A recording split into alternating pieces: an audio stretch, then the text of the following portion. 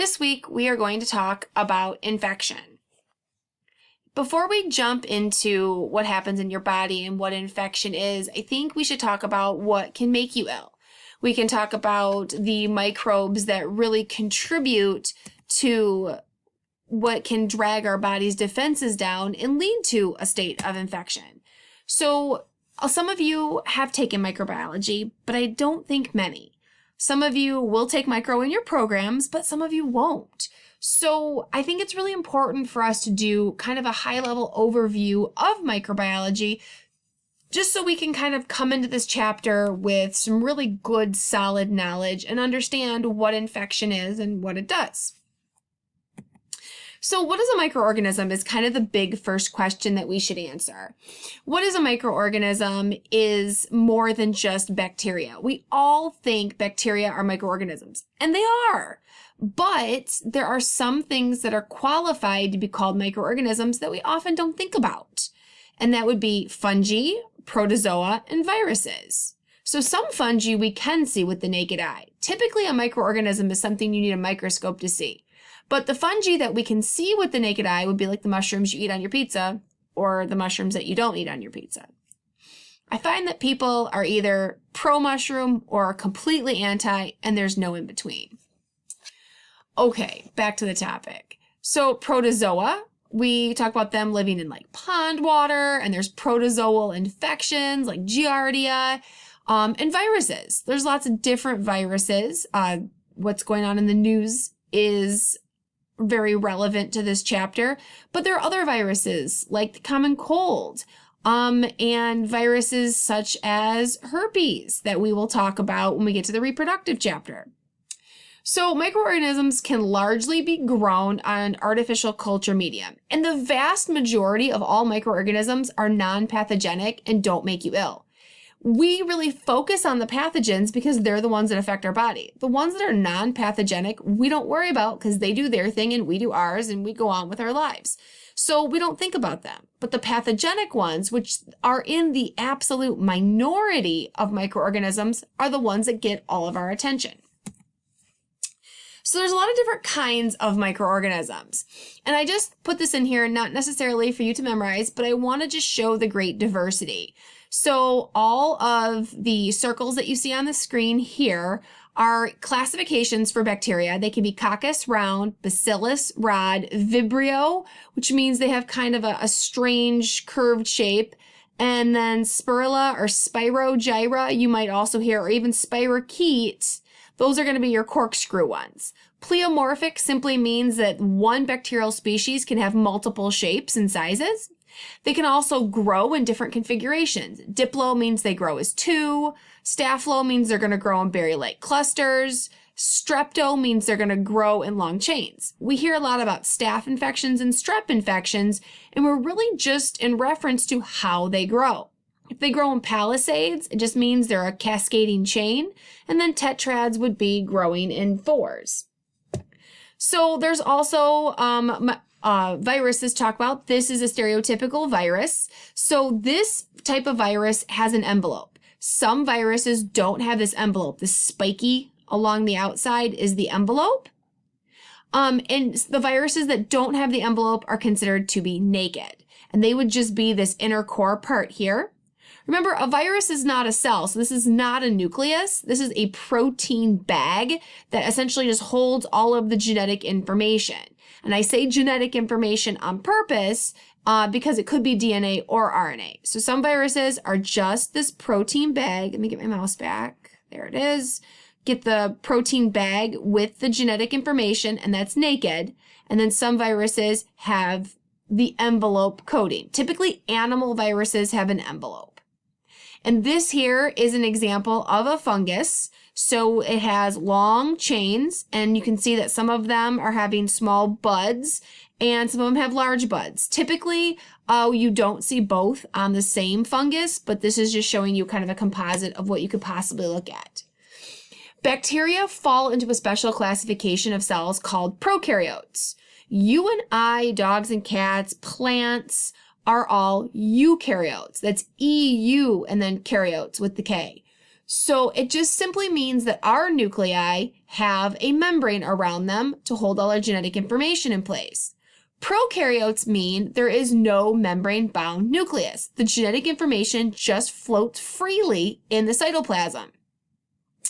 So bacteria that are prokaryotic, well, all bacteria are prokaryotic, but they have the same metabolic capacity that you and I do, and they're able to reproduce. Now, their functions are a little bit different within the cell, but largely they do the same thing. So we undergo mitosis or meiosis. Bacteria undergo a process called binary fission. And instead of having meiotic cell division, they swap genetic information through something called conjugation rather than sexual reproduction. Bacteria also have a cell wall, kind of similar to plants, but their cell wall is made of a substance called peptidoglycan instead of what we see in normal plant cells. So bacteria do not need a host. That's what the next point means. They can live all by themselves out in the environment, and they vary in all kinds of different shapes and sizes. So we already kind of went over this a little bit, so I'll go briefly. Bacillus, or bacilli is plural, means it's rod-shaped.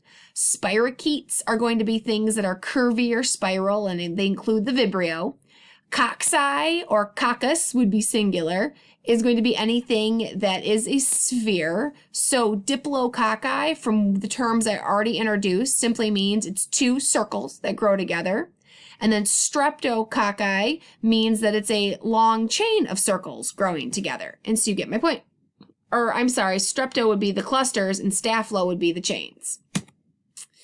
So a little bit more to kind of go over what the structure of a bacterium is. This is a very stereotypical bacterium. So this orange here is the genetic information. This is the equivalent of the DNA. The cytoplasm is just floating freely. It has a cell membrane, very similar to the cell membrane you and I have. And then it has a very, very, very thick layer of cell wall made up of peptidoglycan.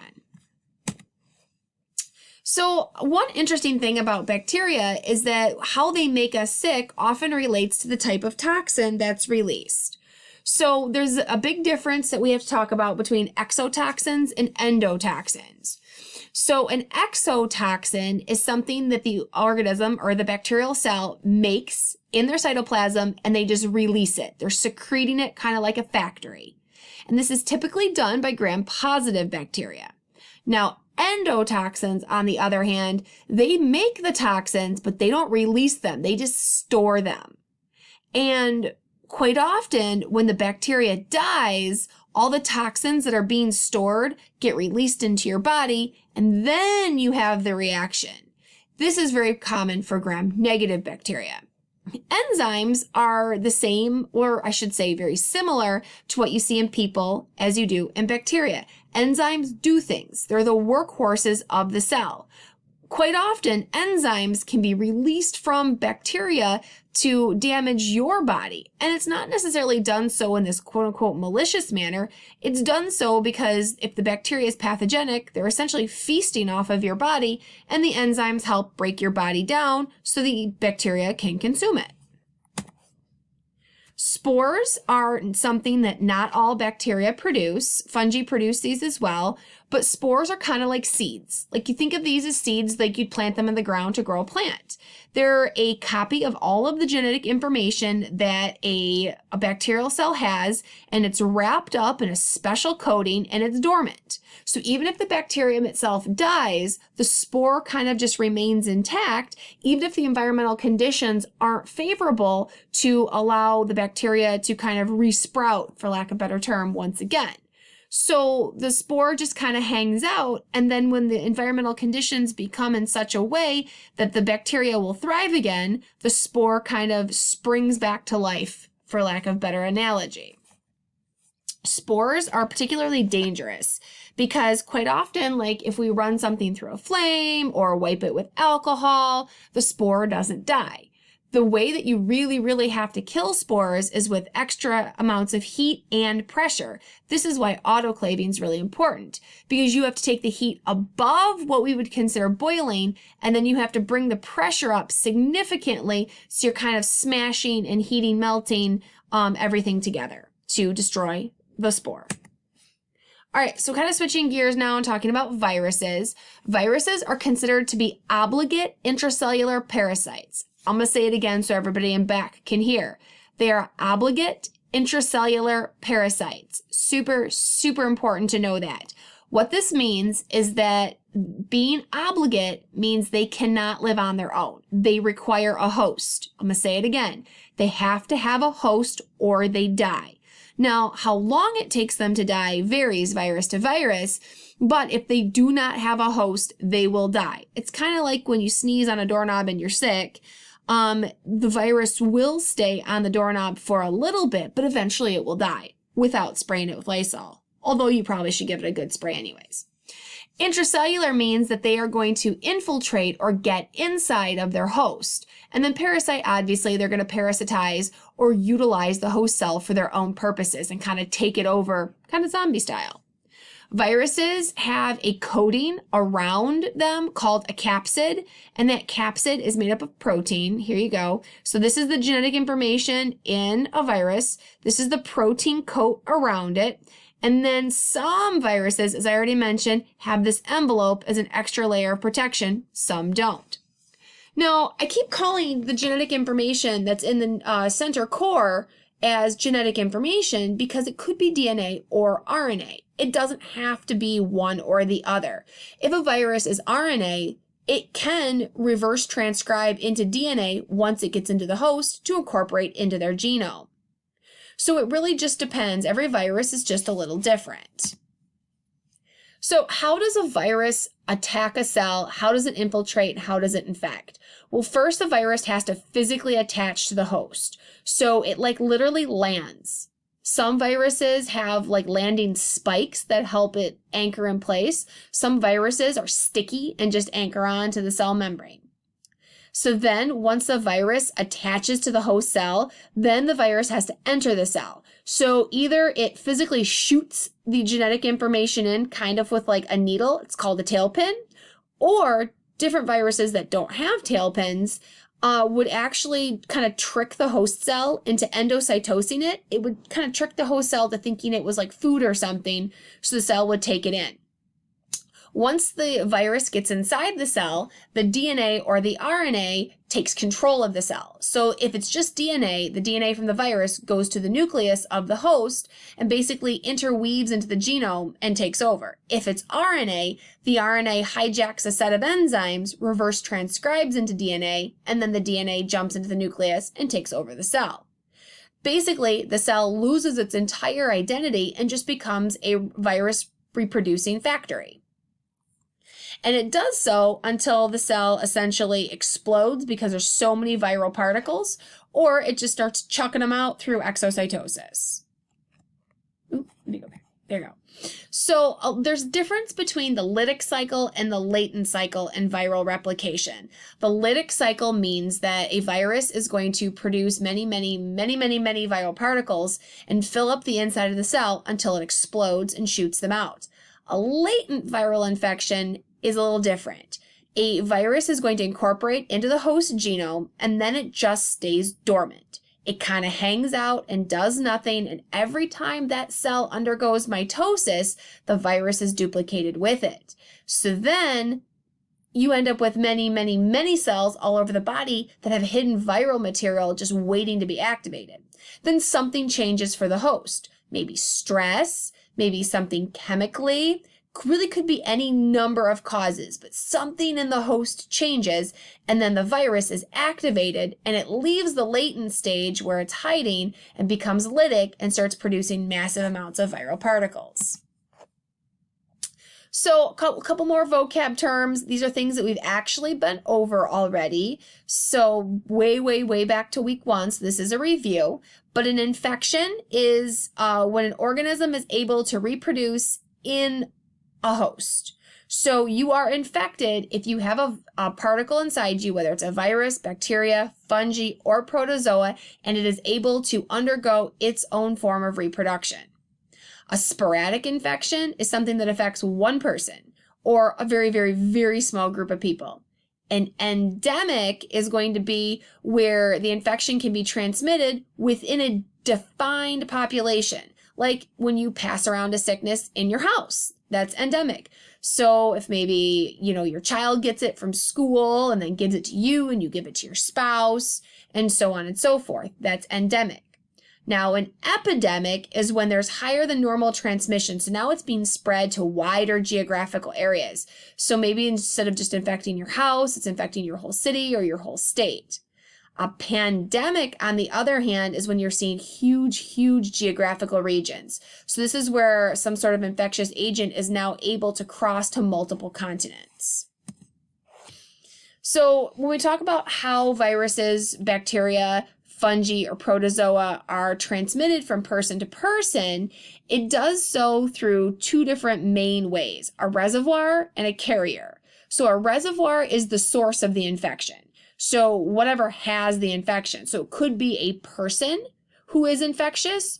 It could be a person who is displaying symptoms or a person who is not displaying symptoms and asymptomatic. Now, also, there's another thing you should add here to your own notes is that a reservoir doesn't have to be a person. A reservoir can be like, if we're talking about bacteria or a protozoal disease, maybe like infected water. We hear about infectious protozoal diseases like amoebic dysentery, and it's usually caused from contaminated water. Now, a carrier is a person. It's a biological being. It doesn't have to be a person. It could be another species, but typically most infectious agents only infect within one species. But a carrier, if we think about people, is a person who never develops a disease, never shows symptoms, but they still can pass on the disease to other people. So we talk about the agent of the infection is going to be whatever the microbe is that causes the infection. So the agent that causes food poisoning could be E. coli. The agent that causes,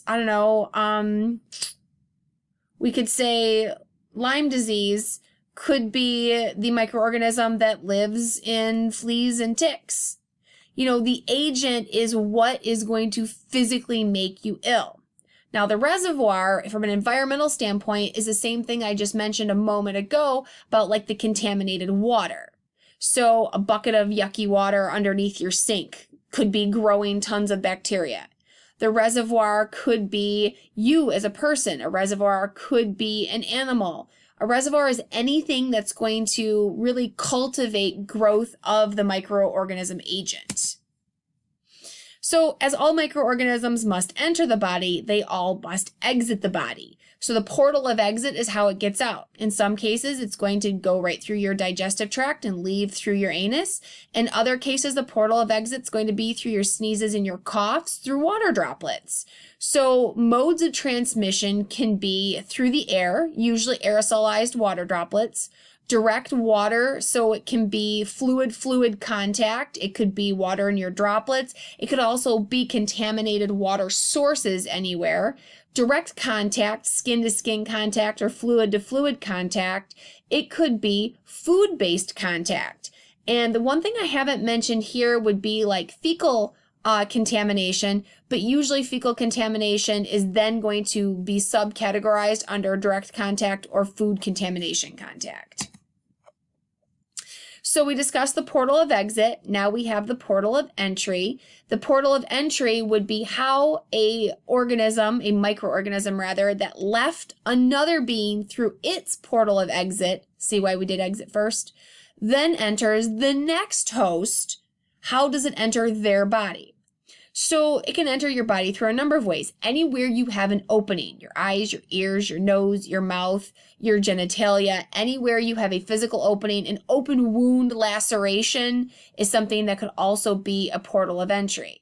Now, how susceptible the host is really going to depend on several factors. So you could come in contact with an infectious agent and never get sick. You could come in contact with an infectious agent and get sick almost immediately. It really depends on different things. First of all, how healthy is the host? If you are immunosuppressed, you're more likely to get sick. If you have a well-functioning immune system, then you're less likely to get sick. Your age, older people and younger people, meaning like children are and the elderly, are more susceptible to illness than somebody who's maybe between 20 and 50, 55-ish. And your nutrition status. If you are malnourished, your body will not be able to produce the things it needs to fight an active infection. Also, it depends on how hardy the infection is. How infectious is the microbe trying to get into your body? Some microbes are more potent or more efficacious than others. So a couple more notes on modes of transmission, a little bit more detail for your notes. Direct contact means there's no intermediary. It means infectious person 1 comes into physical proximity contact with with soon to be infected person number 2. So this would be like touching a lesion, sexual activity, blood, or other bodily secretions. Indirect contact means that there is an intermediate object. So I'm ill, I sneeze on a doorknob, you touch the doorknob, and then, rub your eyes. That would be involvement of an indirect, inanimate object. Again, it could be contaminated hands, contaminated food. Your vocab term for this slide is fomite. Fomite is any inanimate object, the doorknob, the counter, your laptop, something that's not alive, but that can harbor a microorganism for even temporary. All right, I mentioned a few of these already. Droplet transmission and aerosol transmission I already talked about. Droplet transmission is some sort of respiratory or saliva-based water, so secretions from your mouth or your respiratory tract that are expelled as you speak, cough, breathe, etc. Aerosol transmissions is only going to be small particles from the respiratory tract. So we see overlap between droplet and aerosol. We usually hear the term aerosolization of droplets. So we do have this kind of double duty on our vocab terms here. The aerosol is going to be suspended in the air because aerosol is going to be smaller than droplets. So aerosol can travel further and onto more things than droplets. Now, vector-borne, I have not used this term yet, but it essentially means that there's like an intermediate or an insect or an animal that's going to be the relayer of the infection from host to host. So as we are rounding out all our vocab terms here, we have another good one. It's called nosocomial infections. Nosocomial infections means it's an infection you pick up from being in a healthcare facility. I tell a story often. My dad had surgery on his shoulder and the surgery did not go well and he had to go back and have it redone. Well, when he went back to have it redone, he picked up influenza A in the hospital. That is a nosocomial infection. He got the flu because he was in the hospital during cold and flu season, and there were lots of people with the flu in the hospital. So 10 to 15% of patients actually acquire an infection from the hospital because of all of the things they're harboring in a hospital. What is a hospital? It's kind of a giant box of sickness. You know, we have these for a reason so we can treat all of our sick people in one place, but at the same time, we have to be especially careful during high infectious times of the year going to a hospital while we're healthy because we could come out of there with an illness. Microbes just exist in a hospital because of people being sick. You could also have patients at a hospital being treated for, some, sickness or condition A. Maybe somebody comes into the hospital, needing their knee looked at, but they actually have influenza and don't know about it because it's still in the prodromal stages. It's a shared environment. You have all kinds of people overlapping, and diseases are going to be easily transmittable because you have a large population in very close proximity. Healthcare workers can actually kind of act as reservoirs because a lot of times healthcare workers won't get sick. They might get sick a lot the first few years they are a healthcare worker, but after they've worked in a hospital for so long, they really build up how robust their immune system is going to be because they keep getting exposed to different illnesses and they keep forming antibodies to fight it off. So they could be carriers and not really even know it. So again, a few other things just to review, things that decrease the ability of the host to resist an infection. Age. Infants, toddlers, and the elderly. Pregnant women are immunocompromised. There are some people born with genetic susceptibilities. We hear about like SCID-based diseases. Some people develop immunodeficiencies due to medical treatments they're undergoing or lifestyle choices that they make. I already discussed malnutrition, but chronic disease is interesting. If you're suffering from one disease on a regular basis, it's very likely that you could get a second disease because your body is already what is called taxed. That's TAXED, like you pay your taxes to the government. Your body is severely taxed in its fight of one disease, so it kind of lets its guard down for other diseases.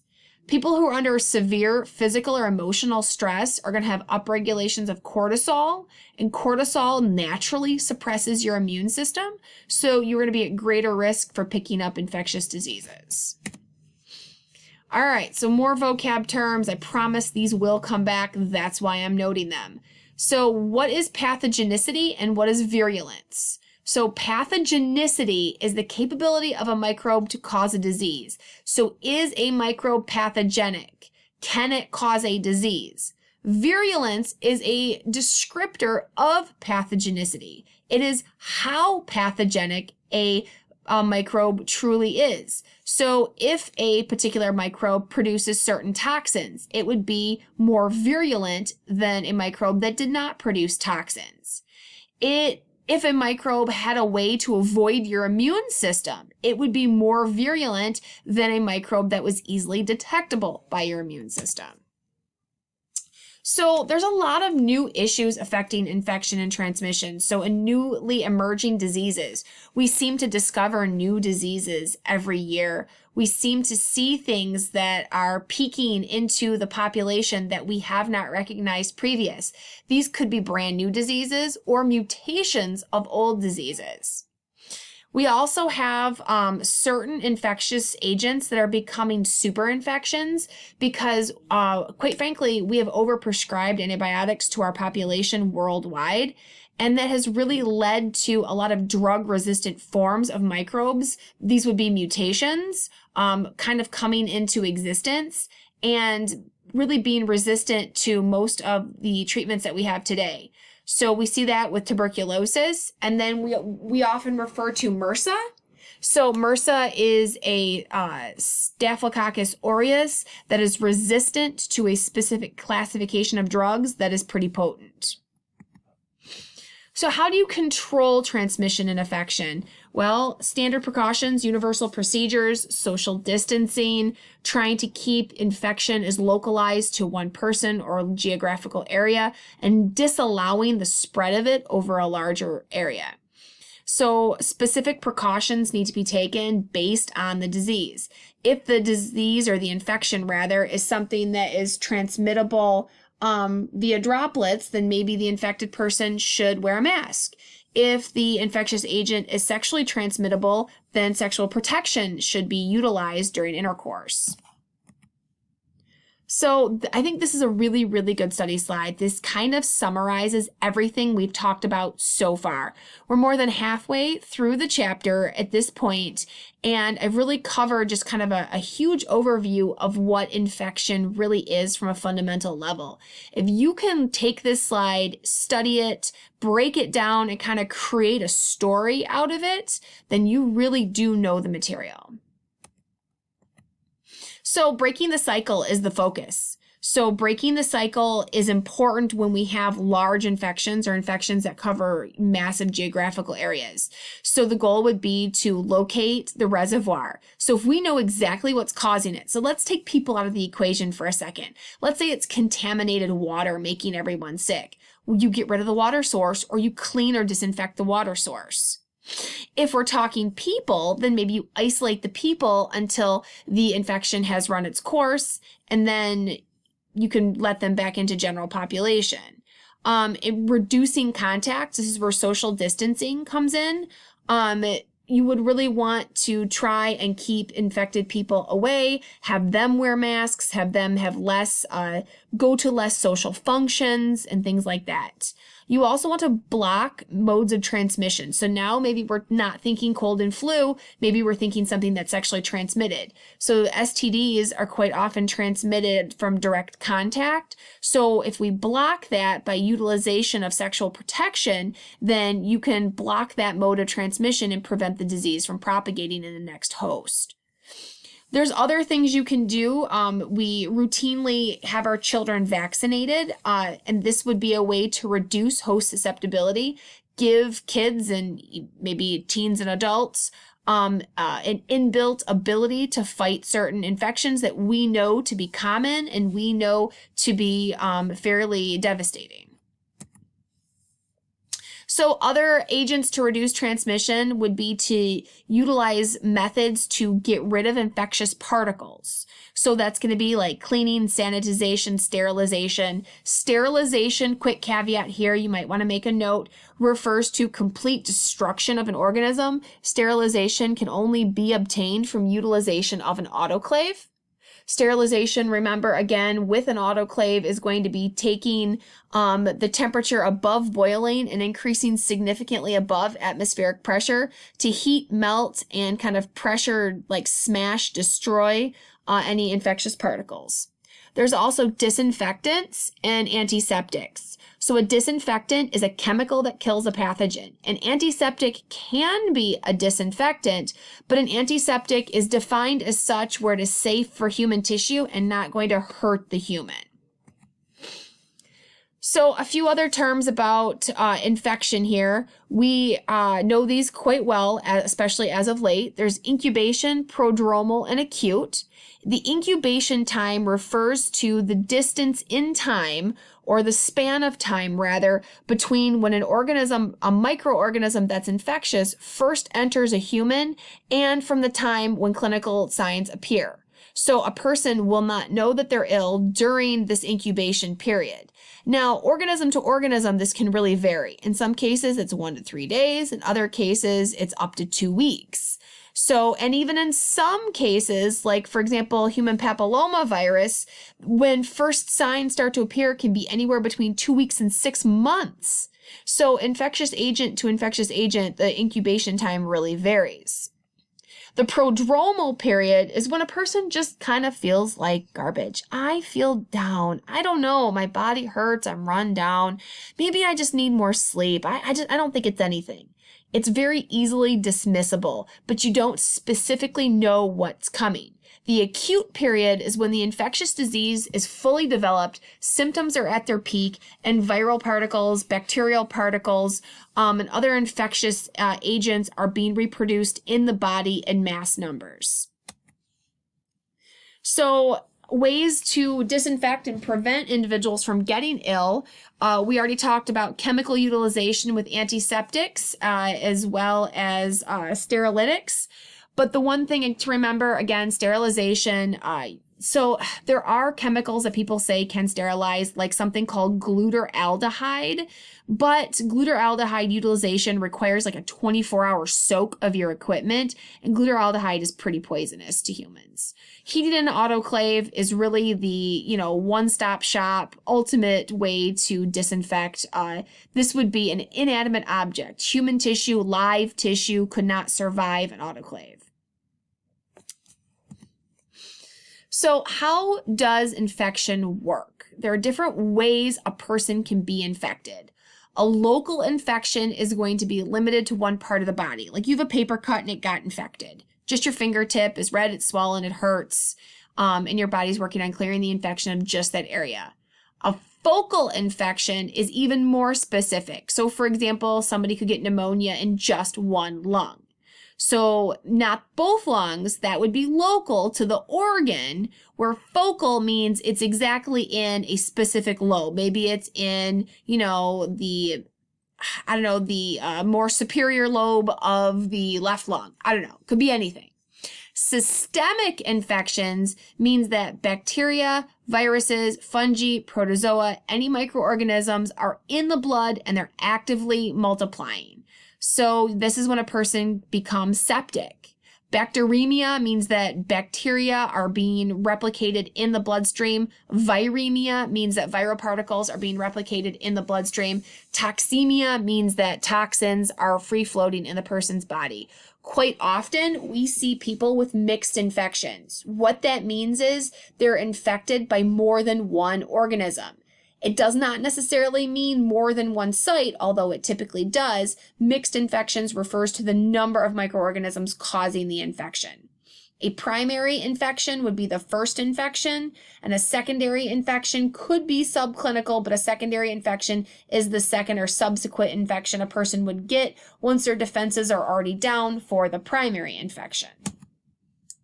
So here's another study slide. This basically talks about the stages of infection that I just reviewed. I think this is probably one of the strongest slides you can study to understand how infection truly works in the human. So again, I review this one, and this is something we can always review at a later date as well.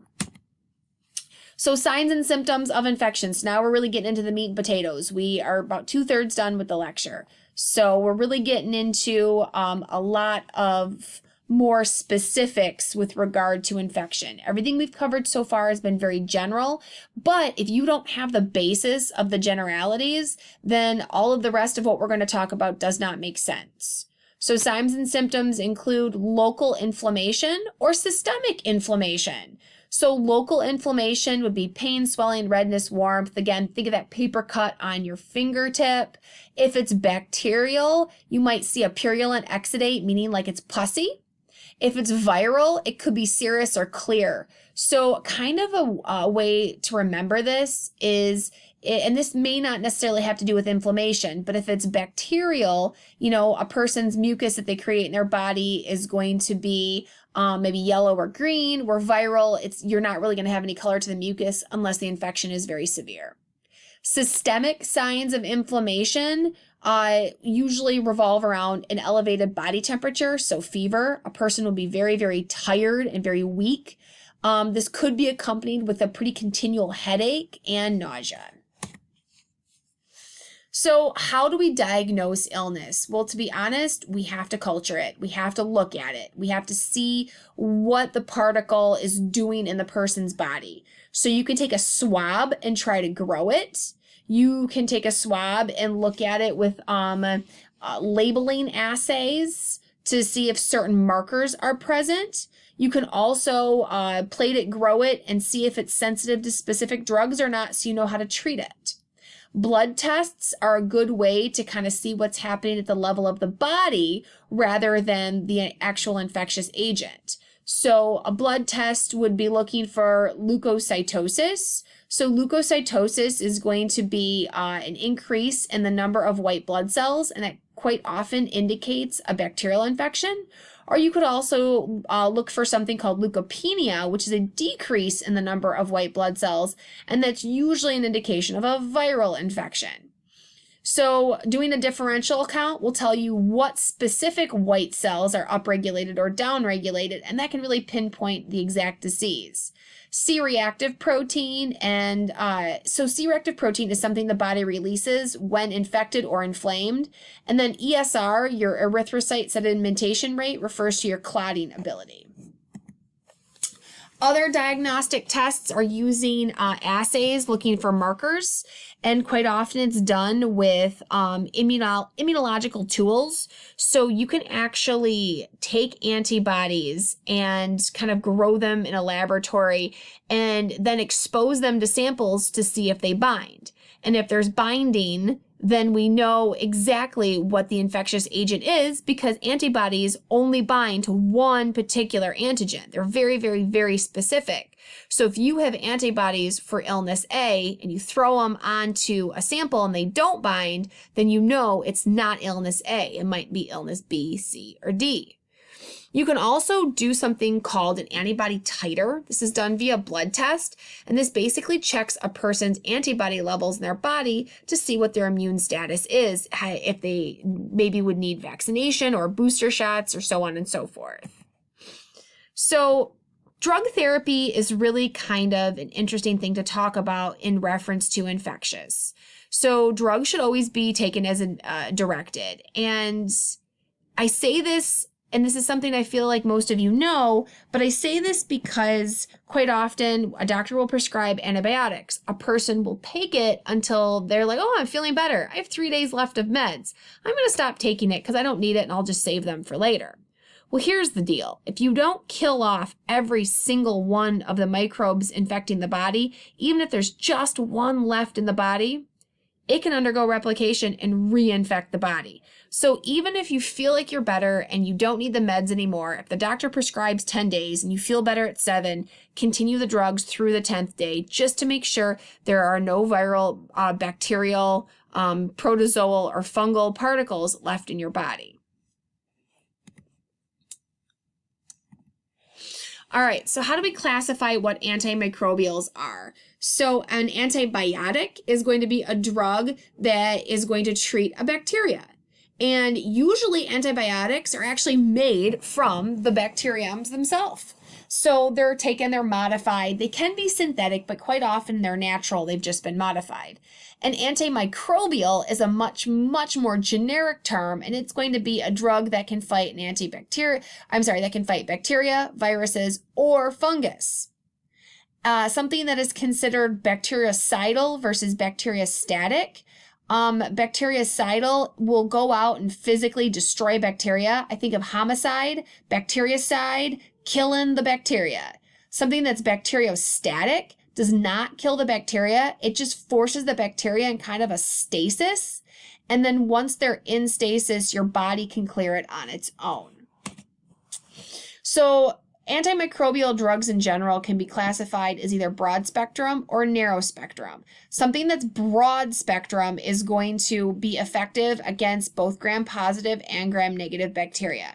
We really haven't talked about what the difference between gram-positive and gram-negative bacteria are. Basically, the only difference truly is how thick their cell wall is.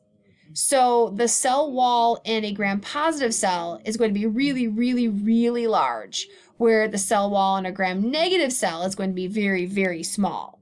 So gram-negative cells are thought to be maybe more rudimentary or precursors genetically to the development of gram-positive cells through evolution. A narrow spectrum drug is going to target a specific classification of infectious agents. So a very specific type of bacterium or class, maybe only gram-negative or only gram-positive, things like that.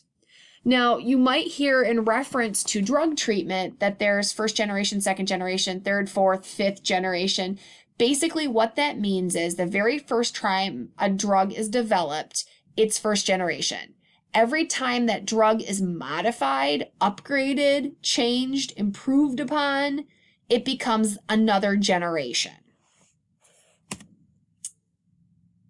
So antibiotics, now again, in reference to killing of bacteria, are going to work in several different ways. Some of them prevent cell wall synthesis. So like penicillin, that's a drug we've all heard of.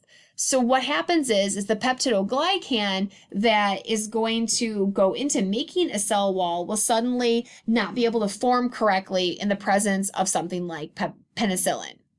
So some antibiotics increase permeability. Basically what that means is they punch holes in the cell wall of the bacterial cell, basically allowing for structural instability, and eventually the cell just kind of collapses in on itself. Some antibiotics are going to interfere with protein synthesis. What that means is the cells can reproduce, but they can't form any enzymes or any internal structures that they might need for cell life. So the cell just kind of implodes on itself as well. So there are other antibiotics that are going to interfere with a certain ways the cell metabolizes things. So the cell will essentially go into that stasis. It can't utilize any energy source to make ATP. It's just kind of stuck until your body clears it on its own. And then finally, some antibiotics will actually disrupt the DNA in the bacterial cell, causing the DNA to kind of fall apart, or causing the DNA to be copied wrong, or causing the cell to just not be able to replicate the DNA in general. So antivirals are a little different than antibiotics. So the key with an antiviral is once the virus gets in the cell, it's almost impossible to detect unless the virus is actively shedding particles. If the cell holding the virus is not shedding particles, you really can't detect it. So you really want to prevent the virus from even getting in the cell in the first place. So antiviral drugs really work from that end of things instead. They also try to maybe disrupt the genetic information in the cell so the viral DNA or the viral RNA can't incorporate into the host nucleus. And then finally, antivirals can also work to try and prevent the cells from allowing new viral particles to assemble. The cells might be able to manufacture pieces of virus particle, but they can't actually put them together. It's kind of like building something with no glue. Antifungal agents essentially just prevent the fungi from being able to reproduce, so stopping mitosis. So it's just kind of stuck at a small focal point until the body can clear it on its own. Some antifungals will punch holes in the membrane of a fungal cell. Some of them interfere with the cell walls of a fungal cell. So fungi, here's the kicker though. Fungi are eukaryotic like you and me. So anytime we put a medication on a fungus, it could also potentially affect your cell and my cell, so we have to be careful with dosing. Antiprotozoal drugs, so this is going to be something that tries to alleviate like amoebic dysentery, for example. So antiprotozoal agents are going to act very similar to antifungal agents. Protozoans are also eukaryotic cells, so you have to be careful with dosing here as well. So many pathogenic protozoa go through different stages in their life cycle. So a lot of times antiprotozoal drugs will target one stage of the life cycle as opposed to another, trying to, prevent as much damage to the human host as possible. Well, guys, that wraps infection. So that was kind of infection in a nutshell. We didn't really talk about specific infectious causing agents because we're going to talk a little bit more about that when we talk about immunity in your body and how your body fights it off in the next chapter. There's a lot of material here, even though we got through it in a relatively short amount of time. So I implore you to review this, go through those study slides a couple of times, turn them into stories. I know it sounds silly, but if you can talk your way through it without referencing your notes, then you know the material. As always, please reach out to me with questions, comments, and concerns. I am here to help you. Have a good one, guys. Happy studies.